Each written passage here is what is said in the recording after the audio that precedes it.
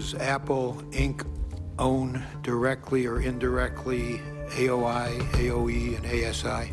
Yes. And where is AOI a tax resident? It does not have a tax residency. You know, we're talking about 10 to 15% of the world's financial wealth basically being invested offshore beyond the reach of tax authorities. So far from being a success story, I regard the City of London as the world's biggest tax haven. Can you tell me how many subsidiary companies of your group are incorporated and operating in the Cayman Islands? I don't have that number with me either. You have 181. There are $1.6 trillion booked to Cayman Islands banks. Almost none of that is actually in Cayman. Many politicians have an illusion that they actually run their country, when actually they run their country within the confines that the global financial system places on. There was a period before we had a welfare state. We had the welfare state under a certain set of conditions, and those conditions have changed. This social contract is broken.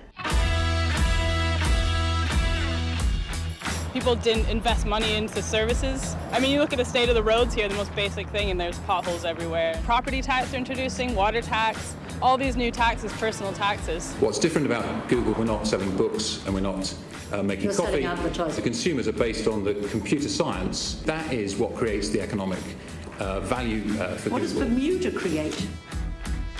Kodak had hundreds of thousands of employees, really good, solid middle-class jobs. The new world of photography is Instagram, which had 13 employees and sold for $1 billion to Facebook. Des entreprises meurent sous l'effet de cette révolution industrielle et cessent de payer des impôts. Et puis, la marge se déplace vers les paradis fiscaux. At some point, more inequality is not simply more inequality.